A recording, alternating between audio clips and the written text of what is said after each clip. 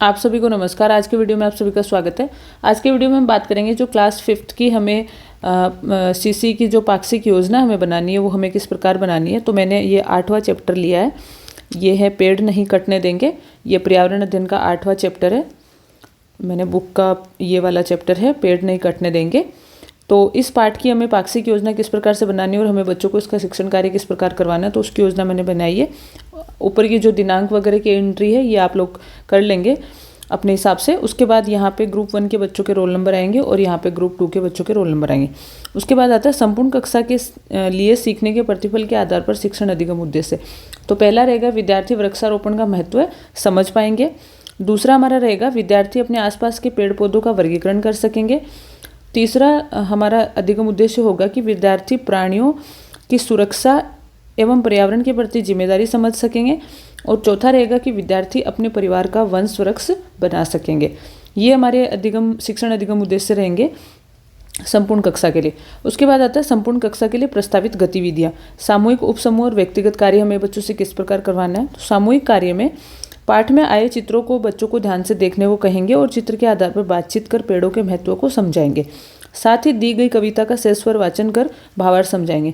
ये जो पाठ में जो ये चित्र दिया हुआ है, सबसे पहले हम बच्चों को इस चित्र को देखने को कहेंगे और बच्चे इसको देखकर अपने अपने क्या उनके दिमाग में जो भी आइडियाज़ आते हैं या जो भी उनके दिमाग में इमेज बनती है उन बच्चों के साथ हम इस पर चर्चा करेंगे।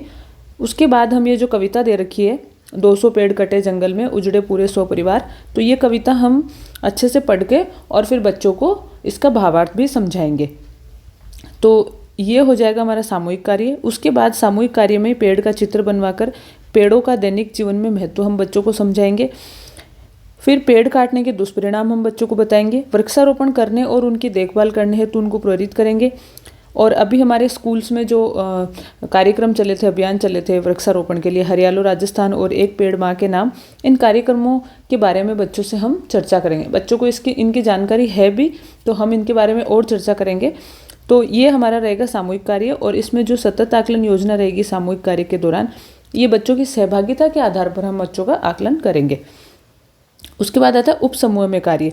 उपसमूह में जब हम कार्य करेंगे तो 2 ग्रुप बनाएंगे बच्चों के। पहला ग्रुप होगा, उसमें बच्चों को हम विद्यालय के आसपास के पेड़ पौधों की सूची तैयार करवाने के लिए हम बच्चों को ये कार्य देंगे।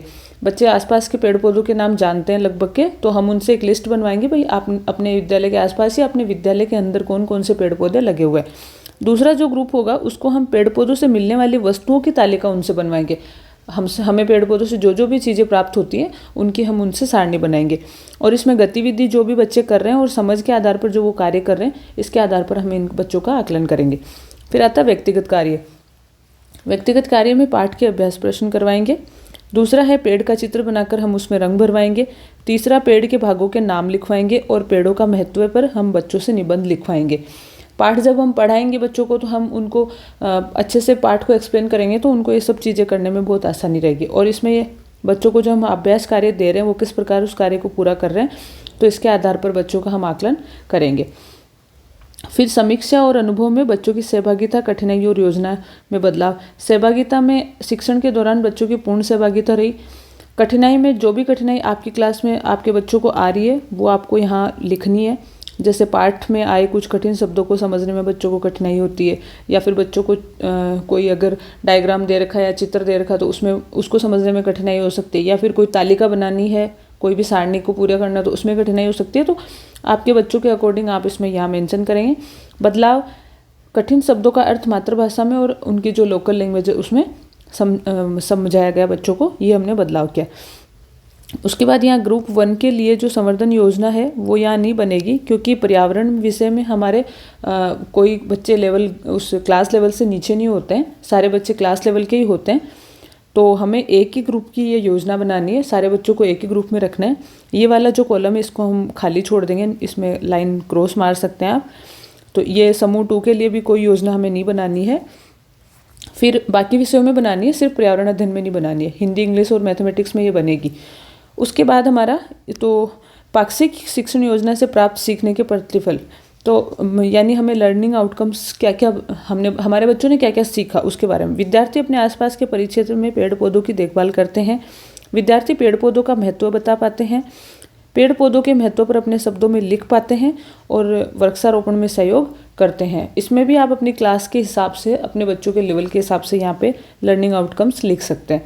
और यहाँ आपके साइन करने और यहाँ पे आपके HM या प्रिंसिपल के सिग्नेचर हो जाएंगे। यहाँ पे वो जो भी अभिमत देना चाहें वो दे सकते हैं। और ये हमारा 8वां पार्ट है, बहुत ही अच्छा पार्ट है। इसमें डॉक्टर सुरेंद्र विक्रम की बहुत अच्छी पोएम दे रखी है और इसमें ये जैसे ग्रुप वर्क में हो सकता है ये काम। ऊपर दिए गए इस चित्र को देखकर आपके मन में क्या विचार भावनाएं आई, जंगल की कटाई क्यों हो रही है, ये सारे क्वेश्चंस पे हम बातचीत करके बच्चों के लिए एक अच्छा वातावरण क्लास में तैयार कर सकते हैं। उसके बाद ये सारा हमें बच्चों को बताना है पढ़ के। तो खेजड़ली आंदोलन की घटना के बारे में हम बच्चों को बता सकते हैं। और ये गतिविधि 1 दे रखी है, इसमें ये पेड़ पौधों से मिलने वाले, यहाँ पेड़ों के नाम लिखवा के बच्चों से क्या क्या चीज़ें हमें मिलती हैं, ये सारणी हमें पूरी करवानी है। और उसके बाद ये ग्रुप वर्क है, प्रत्येक समूह में 5-6 बच्चे रखने और ये इसमें दे रखा है बहुत अच्छे से। और ये प्राप्त जानकारी का विश्लेषण, सामूहिक प्रस्तुति समूह 1 और समूह 2 के लिए। वो जो हमने उपसमूह में कार्य किया था वो मैंने इस पाठ को देखकर ही इसके अकॉर्डिंग ही योजना बनाई है। तो आप भी इसी प्रकार योजना बनाएं और बच्चों के साथ हमें इसी प्रकार काम करना है। तो ये इस प्रकार से ये पार्ट पूरा दिया हुआ है बुक में। और ये क्वेश्चन आंसर है, अभ्यास कार्य भी इसमें दे रखा है, प्रयोगात्मक कार्य वगैरह। ये सारणी पूरी करनी है हमें, अब बच्चों की सहायता करके ये सारणी पूरी करवानी है। तो इस प्रकार रहेगी इस पाठ की योजना, जो पाक्षिक योजना हमें बनानी है वो। तो आप इसका स्क्रीनशॉट लेके अगर इसकी हेल्प से आप बनाना चाहें तो आप अपने अनुसार इसको बना सकते हैं। ये 5वीं क्लास की है और मैं नेक्स्ट वीडियो में 4थी क्लास का पर्यावरण अध्ययन का भी 8वां पार्ट है, रामदेवरा की यात्रा, वो मैं अगले वीडियो में डाल दूंगी, तो आप उसकी भी हेल्प ले सकते हैं। मिलती हूँ आपसे अगले वीडियो में। Thank you so much.